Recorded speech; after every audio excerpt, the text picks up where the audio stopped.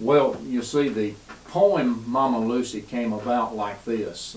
As I was telling you, about a year or so ago, around Christmas time, a year or so past, I was on the morning show and I put out a challenge to our viewers that morning, to give me a challenge for a poem, and encouraged them to call in. And one of the very first callers called in and said that she would like me to do a poem about love. And and that's fair enough. I thought, well, love, that's always a something that we want to sing or do poems about. But when she told me what the poem was about and why, or in other words, why she had chosen the word love for that, then that is what intrigued me and got me on the deer stand that afternoon, and I thought of it that evening on the deer stand, and we made it for her as special as possible. When we went back home, my wife dug out a relic from the past of her grandmother from her trunk, and we attached it to the poem and sent it to Ms. Willa Green. And when she asked for the poem about love, the reason that was so special is why she asked for that. And she did because she remembered her grandmother, who she called Mama Lucy, and that's the name of the poem. That she thought she was the most beautiful woman until she got older and Mama Lucy had passed away, and she realized that she was this very plain person. And I said, well, that is the love veiling that from you. You truly saw what was inside.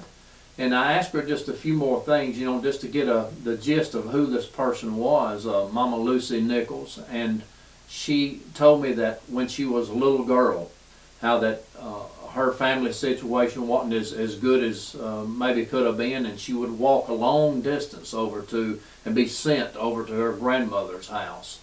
And that grandmother, that Christian grandmother, would take her, and on her lap, in her apron, they would just pour out a collection of buttons and things, and just for long periods of times, just look through those buttons just for hours on end. And it was a very, very special thing to her. And the Mama Lucy worked hard, and her fingers, her hands were very worn, and that was just so special to her that's why she wanted me to do that on love. And I was inspired to do that night. I just didn't know what the poem would be called, and I couldn't wait until the next morning to call Ms. Willa Green up and ask Ms. Willa, what was her name? What was her name, your grandmother?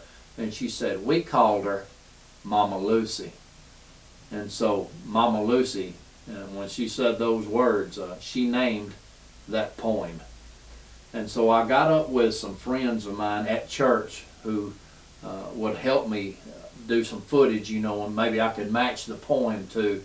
And so it goes something like this.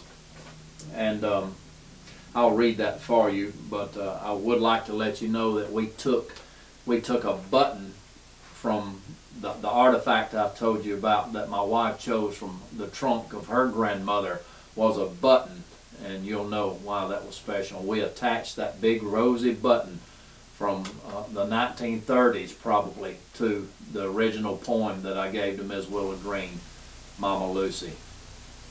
The thoughts of my heart are hauntingly clear, of ribbons and buttons from yesteryear, the lap of love and beauty's sweet song, precious the memory on Mount Carmel's lawn. This one of silver and that one of pearl, reflecting the memories of one little girl. Hours, oh hours, with fingers well worn, she shared the treasures her apron adorned. The veil of love that enlightened her face, a vision, a memory I'll never erase. Love has the power to lift up or abase, or build our homes with buttons and lace. And that's the poem Mama Lucy for Ms. Willa Green, December the 17th, 2013.